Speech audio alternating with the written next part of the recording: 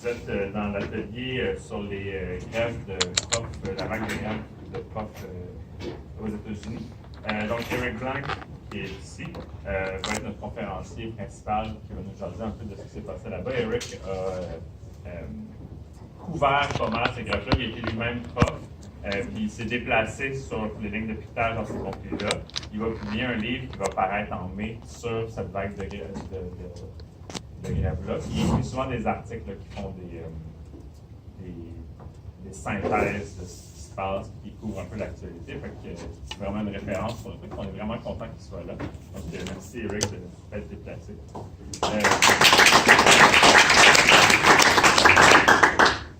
Jean Fidel, qui a été président de la FNEC, qui est prof au secteur, va ensuite, après qu'on ait une discussion avec Eric sur qu'est-ce qui s'est passé, blablabla, Jean va préparer un espèce de commentaire. Qu'est-ce que ça veut dire pour le Québec? Qu'est-ce qu'on peut apprendre?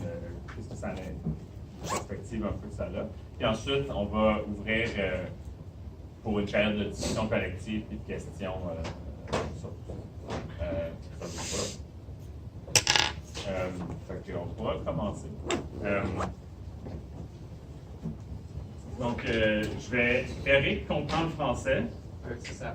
Désolé pour ne parler en français, ça fait longtemps, donc c'est mieux pour moi de s'exprimer en on espère que la prochaine fois va pouvoir parler en français. Mais je vais lui poser des questions en anglais, il va répondre. On va faire une discussion comme ça pour dynamiser un peu le tout.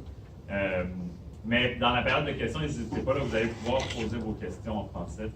Vous allez comprendre qu'au pire, je l'ajusterai si jamais. So thanks, Eric, for coming. Just can you present yourself a bit, just what you've done and what you... Yeah, so first of all, hi everyone, it's really great being here. For us in the United States, actually, Quebec is at least on the left, Quebec is an important reference point. Because of both the student strike and then Quebec Solidaire. So it's really a pleasure to be here to learn from you as well. I was a teacher for 8 years in San Francisco in the Bay Area and an organizer. And now over the last year, I've been writing about the teacher strikes and also helping organize national solidarity for them. And then I have a book coming out about it. And so yeah, the idea I think was to try to draw some of the big lessons and to get a sense of what's going on and maybe what might continue to happen in the United States. So, a lot of us have heard a bit about the fact that there were like large strikes, some of them illegal in the US, but I don't think we had a lot of details, and there's much more that was going on in the US than what we have actually heard. So can you just give us a brief overview?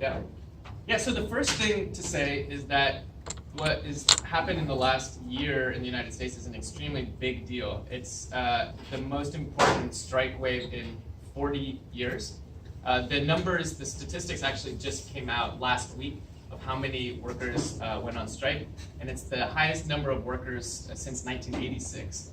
And politically, it's even more important because the labor movement in the United States, as you probably know, has been just getting decimated, defeated for decades, or we're just one defeat after another. And so this is really the first time in an extremely long time that the labor movement seems to be fighting back and winning. And so it's not just that there's strikes, but almost every single one of the strikes so far has won.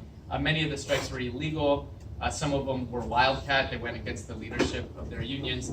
And so it's basically put the strike back on the table in the United States for the first time really since the early 70s when the last big strike wave. And so I think that's the main significance of it. The short version is last year there were really big strikes, in particular in West Virginia, which sort of unleashed the whole thing, then Arizona, then Oklahoma. There were smaller strikes also in North Carolina, Colorado, and a few other cities. And then this year, in 2019, as you probably heard, there was a really massive strike just in Los Angeles now, which was probably the most important in my mind strike in the whole wave. And then I just got back from Denver. I've been in all of these strikes. I just got back from Denver where they won just 3 days ago. I flew straight from there here. So, and now you might have heard Oakland is going out on strike. this actually, in an hour or two, they're going to announce the date of the strike. So maybe we'll get an update for you by later today. So the strike wave is continuing. There's no sign of it stopping. And I think that really for those of us who are labor activists and on the left, it's some of the most exciting sort of class struggle that we've seen in a really long time. Thanks. So I think it's important to put a bit of things in context with those strikes, because we're here used to, like, we have kind of a good union density, like strikes do happen in Quebec, like here and there. But I think it's important because most of those strikes happen in Republican states, especially the first part of the wave. So can you tell us a bit about like the context those teachers faced when they went on strike? Like, what about the union density? What's the right to work clause? What's the legal right to strike in those states? Yeah. So in some ways, the really surprising thing about these strikes, particularly last year, were that they erupted in what people call like Trump country, right? Where the idea is that, at least in the liberal media, is that these are a bunch of reactionary white racists, and everything between California and New York is sort of this vast wasteland of backwardsness, right? No, this was, and after Trump got elected, that was the narrative, that that was the case.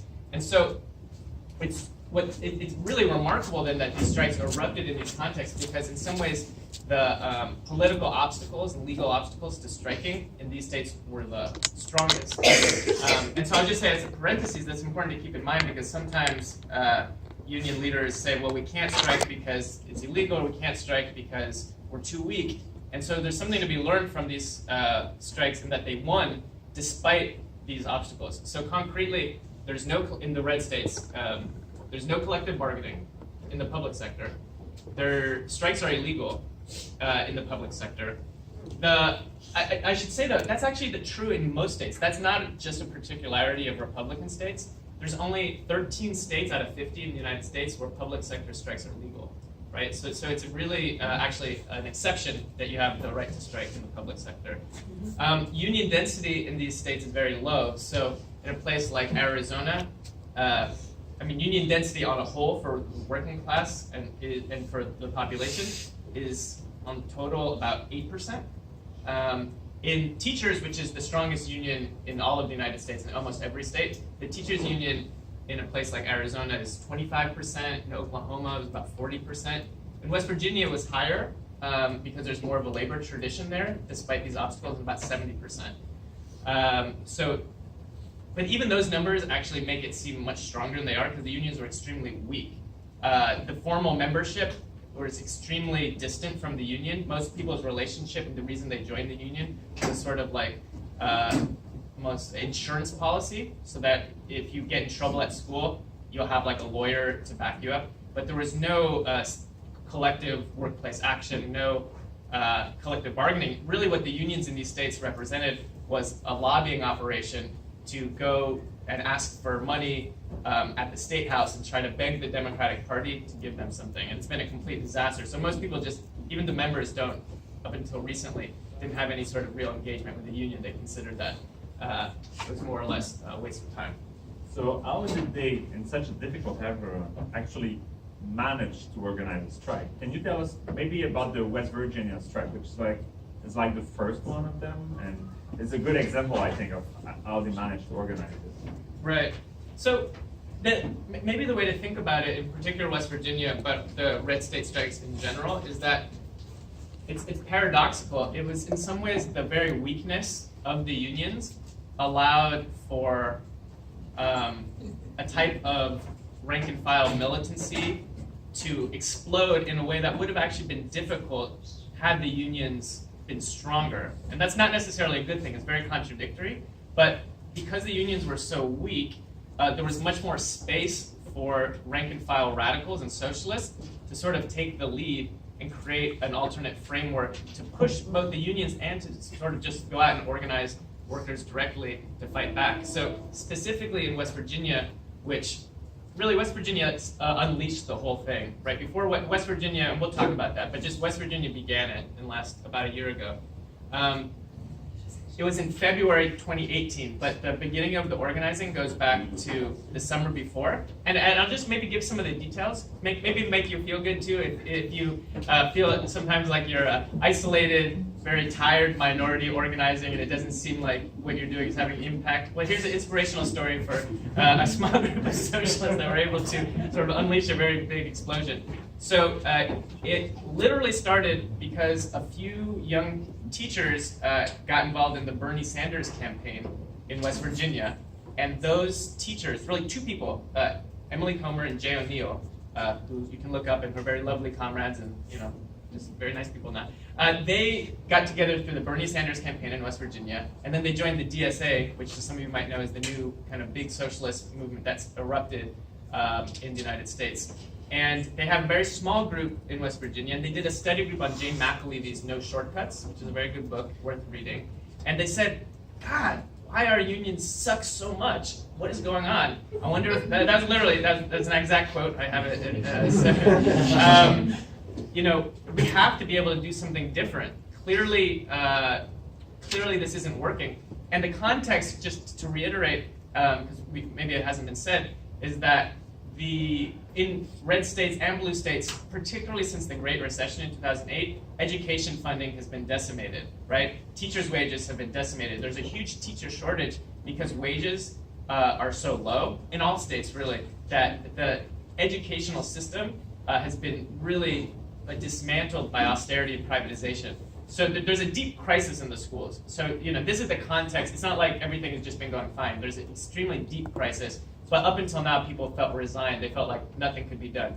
And so it was in that context that this small group of socialists did a study group, and they decided to try to organize something similar to the 2012 teacher strike in Chicago, which some of you might have heard about. So there was in 2012, it was really the first strike, sort of like maybe the precedent in some ways.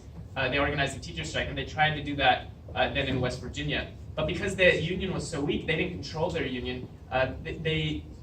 First thing they did was actually organize a Facebook group, and they opened a Facebook group to all public sector workers in West Virginia because the main issue there was healthcare. And they said, look, our unions aren't fighting back. We need our unions to fight back, but we can't just wait for them. We need to start organizing. And so they started doing local actions. They would go confront the politicians, and you just yell at them about why they were raising their healthcare costs, and then they would film it, and then it would go viral over pictures. They started doing workplace actions like wear red on the same day. So you might have heard now that's why the movement is called Red for Ed, because on a given day everyone will wear a red shirt as an act of solidarity, and then they'd post the photos to Facebook. They started doing what they called walk-ins, which is the teachers and parents and students would sort of hold like a small rally at the front of the school at the beginning of the day to inform each other about what was going on. And basically through these 4 or 5 months of organizing, they were able to build enough momentum to force the union to call a strike vote to fight to stop proposed increases on their health care. That was really the main issue. The health care was about to almost double in price. And so the long story short is they forced the union to call a strike vote. Then the union did, the strike began, and you might have heard this, but it's a big aspect of it. After 5 days, the unions told everyone that they had won and to go home. And the rank and file said, no, your deal sucks. You actually have no deal. They had just, the union leaders had made like a handshake with the governor, even though nothing was signed, and told everyone to go home. And so there was this moment where nationally the press had said the strike was over. And then the next day it turns out they went wildcat. And that really captured, do people know the term wildcat? Is that, no? Wildcat is, how would you say that in Yeah, it's when the strike continues despite the union leadership saying to stop. And so really this was the crucial turning point because the union leaders told them to go home and the rank and file voted at each school to continue the strike. And so that in some ways, they both won the strike. If they had gone home then they would have lost. And it captured sort of the attention of the whole country because nothing's like this has happened in almost 50 years. And so they did a wildcat strike against their union leadership and then they won. And so all of a sudden, then the rest of teachers across the country were like, oh my God, if they can do that there, why can't we do it here?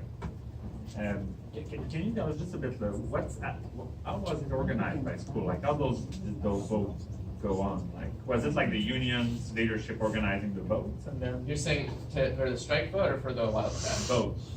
Yeah, the strike vote was organized by the unions. There's actually 3 teachers' unions, and this is something that probably resonates with you, is most of the time those unions spent their time fighting each other instead of the boss. So you might have something similar. Maybe we can talk about that. And so that's one of the reasons why the main message, and actually the name of the Facebook group was West Virginia Public Employees United. So the question of unity, it's also LUTTE COMMUNE, good name, was very central. And so what they were able to do is get the 3 unions for the first time actually in West Virginia history to call a joint strike vote. And then yeah, everybody, even if you were a union member or not, could basically do a paper ballot at the schools, and then they tallied those ballots statewide. And then the way that Wildcat, the day where they ignored the leadership, went was much more, let's say, it was dependent on each school. People would get together and basically vote whether they wanted to continue the strike or not, and overwhelmingly they voted. But it happened in the span of a few hours, and so it was a little bit more chaotic. And just before we move on to the other strikes, yes.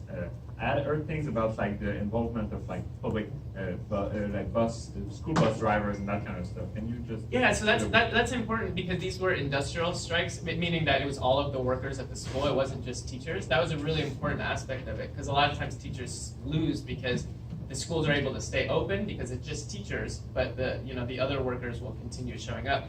And so the heroes, I would say, in addition to the teachers of the strike, were the bus drivers, because particularly on the day when the union leadership said to go home, and there was a lot of questions like, can we stay out even though the union doesn't want us to? The bus drivers in a few key cities, or these aren't really cities, they're towns, West Virginia is small, they said, we're not going back, and if we don't drive the buses, no students are going to get to school, because in West Virginia it's mountains, so everyone has to take the bus to school. There's no, you can't walk. And so the bus drivers, it shows the power of certain strategic locations, right? It's true, if the bus drivers don't drive the students, even if the teachers are there, there's not going to be anybody to teach. So yeah, I think the bus drivers in particular, I don't know if how in touch you are with the bus drivers, but this is the big lesson I want to tell you, bus drivers are good. And before we move on, what was the consequence for that illegal strike for the workers? Like, how did they avoid like legal penalties? Yeah, so this was the big debate. As you can imagine, in all of these states where the strikes were illegal, which were the red states in particular, in California, which we'll talk about later, they're illegal. But in the illegal places, the big debate for the months or weeks leading up to the strike was people said, we can't do this, it's illegal, right? Because the state and the politicians were saying, we're going to fine you, we can fire you, if you go out on strike, you could lose your job, which is true. And so the debate on a school site level, on Facebook, and just everywhere became, if we all go out, they can't fire us off, right? This was the argument that the militants were making. But it was hard. At first, they were a small minority. That's why it took them months to build up. But the basic argument is if we all go out together and we're united, they're not going to be able to fire us off, particularly because there's a teacher shortage. They can barely hire enough teachers as it is right now. What are they going to do?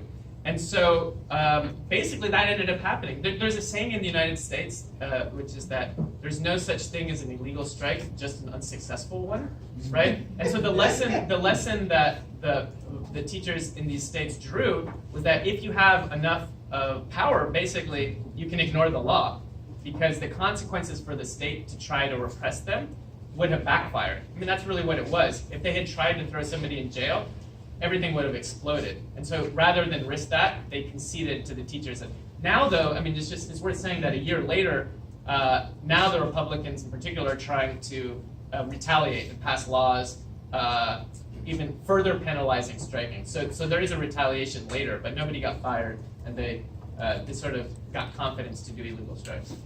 All right. So if we move on from the West Virginia strike, how did it spread to the other states? Yeah. So as I mentioned, partly because there hasn't been strikes in so long in the United States, at least not big ones or successful ones, and definitely not Wildcat.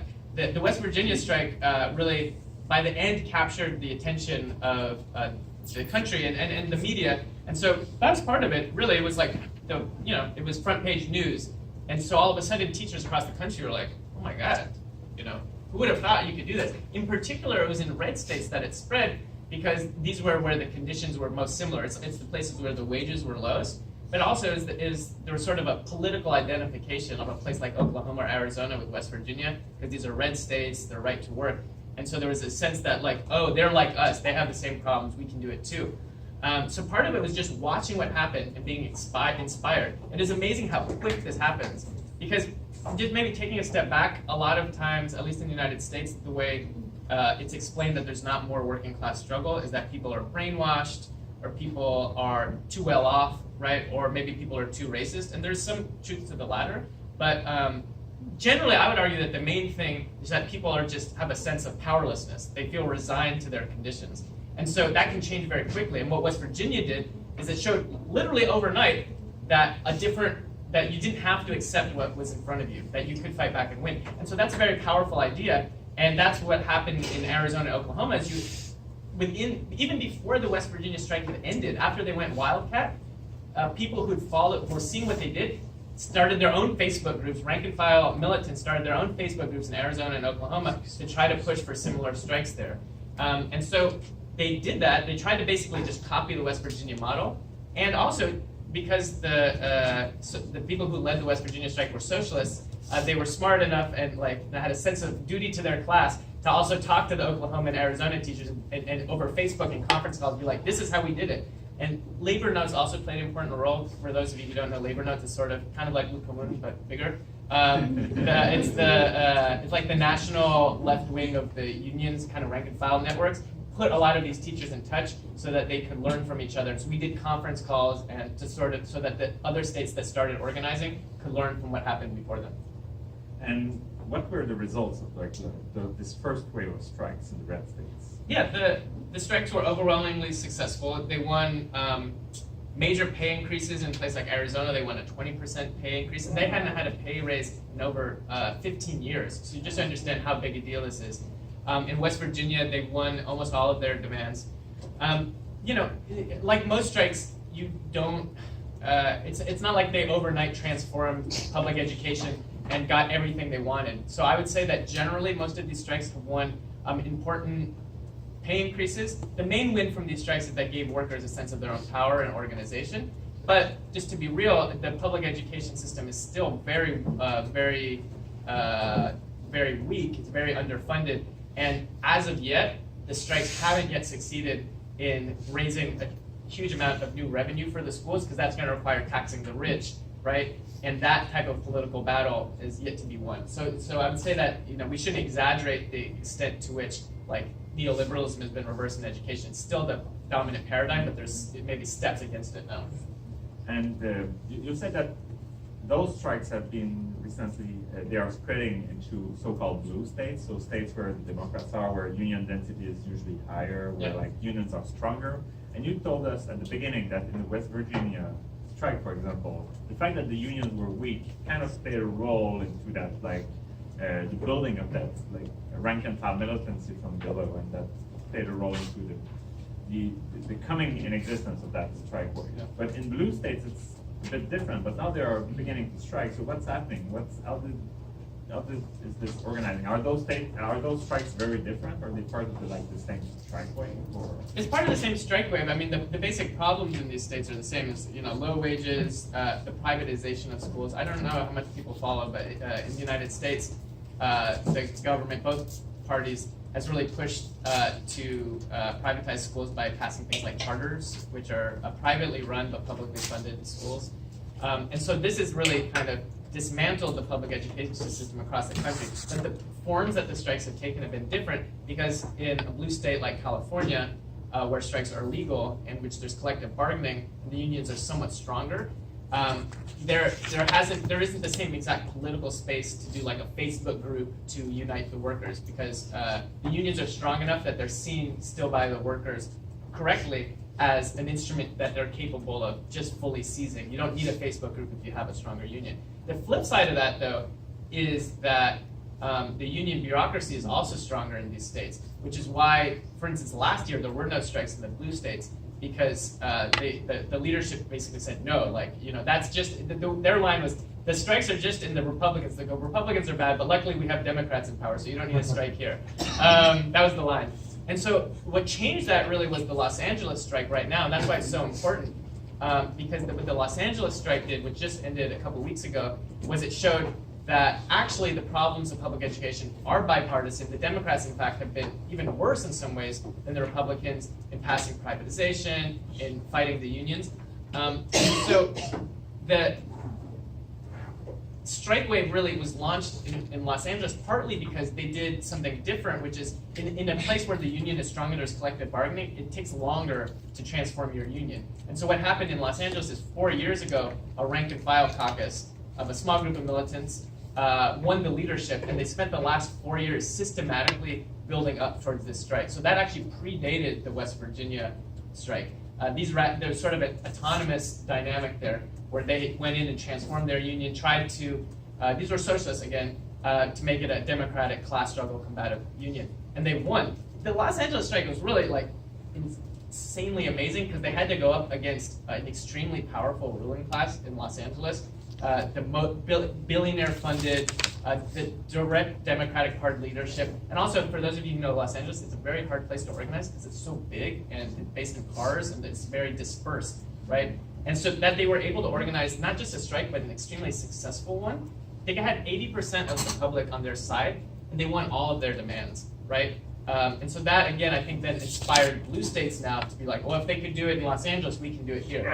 So again, there's this sort of snowball factor where if you see it happen, then now other people are like, oh, we can do that as well. Just to stop you there. Yeah. There's not really a tradition of rank and file caucuses here. Yeah. So can you tell us a bit, what's a rank and file caucus and how does it operate? How did they win that leadership in LA? Do you know a bit? Yeah. So partly, I think, partly because the United States, the union movement has been so bureaucratized and so bad, like the leadership, for so many years. There's more of a tradition of like opposition caucuses, which is basically people who aren't in the union leadership organizing autonomously to try to put forward an alternative leadership slate in the union elections, right? To be able to put forward a different vision. So rather than just sort of elect one person here or there to transform, the idea is that because the old leadership is relatively crystallized and you're not just going to be able to convince them to start fighting back, you need an alternative team and organize the rank and file to be able to start transforming the union. So there's a tradition of caucuses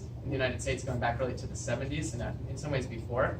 And so in a place like Los Angeles, it was about 5 or 6 people started organizing, and then they built a network of maybe 30 or 40 of the best militants to run a slate for the union election, and they defeated the old leadership in the elections, and then they took over the union and started transforming it in a very different direction. Juste pour ceux qui sont pas familiers, le terme rank and file, c'est l'équivalent de membre de la base, de membre ordination. Ça vient du langage militaire. Les rank and file, c'était les soldats dans l'armée, si on veut. Fait que c'est en opposition avec les officiers dans l'armée. On va des politicians. Oui, voilà. So you have the strikes in LA. What's happening after? Like those other strikes, I think they are happening right now, or they are unfolding, right? Yeah. So I was just in Denver. Denver just had its strike. Next in line is Oakland. Will be going on strike, and there's no indication at all that the strike wave is ending. If anything, it seems like it's just beginning. We've had more strikes at the beginning of 2019 than we had in 2018, and I would say that the really exciting thing, well, it's all very exciting actually, but I say one of the most exciting things is that there's some indication now that it's starting to spread to other sectors. So I'll give you a few details. One is smaller, and then I'll give a bigger one. One of the smaller ones is just, I'll tell you because I'm from San Francisco, so it's a good anecdote, is that Anchor Steam, which is like it's one of the main beer companies in San Francisco, and it's one of the last big factories in San Francisco. That's where they brew the beer. It just had a unionizing drive that was successful for the first time, because in the private sector, as maybe it's like this here, it's been a long time since there's been success in organizing the private sector. And so we did an interview for Jacobin, which I write for, with the union organizers, and we just published it yesterday. And I didn't do the interview, but I just read it. And they asked the organizers, like, wow, this is amazing. How did you organize this? They did it independently. The union didn't organize it. They just sort of decided to organize a union. And then they reached out to the union and said, we're a union now. Will you accept us? And they're like, okay, great. And so the interviewer asked, so why did you do this? Where'd you even come up with the idea? And the response was very simple. They're like, we were all so excited about the teacher strikes, we realized we need a union, and if we have a union, we can strike and win, right? So, you know, there's like this small detail, but this is happening in a lot of different places. A bigger example of it spreading, which is worth thinking through, is maybe you probably, how many of you heard of like the role of the workers' strikes in ending the Trump's federal shutdown? Did any of you hear this? Oh, this is very important then. Okay. So as you probably heard, in the United States, the federal government was shut down for almost a month, right? Yeah. Because Trump wanted to build a racist wall with Mexico. And so when it means it's shut down, it means that workers are, some workers aren't working at all, and others who do have to work aren't getting paid, right?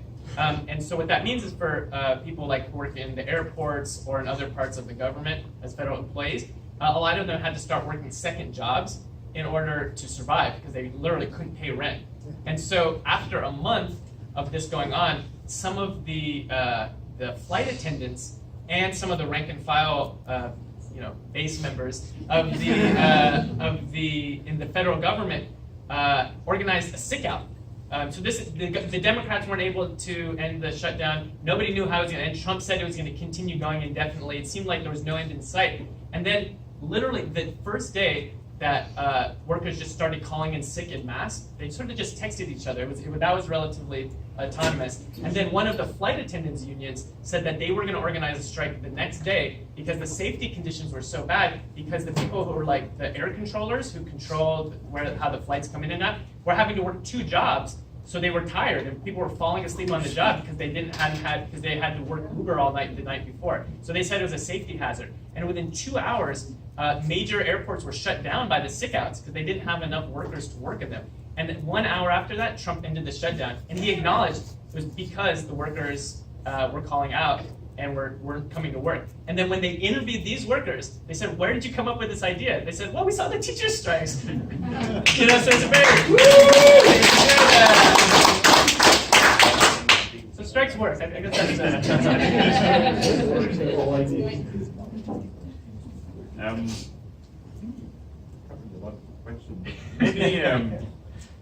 maybe before we pass on and go maybe to the question period, just if we're looking at this under like a broader perspective, what would you say are the main lessons that we can draw from like that perspective? Yeah, you've covered it a bit. I covered it. So maybe to reiterate some of the ones that I think are really important. One is sometimes you have to break the law, and sometimes you have to be preparing workers to break the law, and that's not easy, but it's important. That's one thing. I think another one is the importance, if you have a bureaucratized union, of a rank and file strategy where you build an alternative leadership and fight for leadership within the unions. I think that is important. But maybe this is the last one to say, which I haven't talked about as much, is sometimes it's very hard to have confidence in our class, in the working class, because we lose a lot, and the people we're up against are very powerful, and oftentimes our coworkers don't want to fight. And so I think that when you look at this strike wave, one of the things that it should do is give you a sense of the possibilities and the potential if you start organizing. And you're all organizers, so you already know this, but I'm just trying to get you excited. But because it's really remarkable, if you look at a place like West Virginia, this is the last place in the world you would have expected a mass strike to erupt. And so it took really sort of a leap of faith and a leap of confidence in the potential working class people to fight back, of this small group of socialists to organize for months. And because they believed it, they believed that their coworkers would go out, they organized really quickly.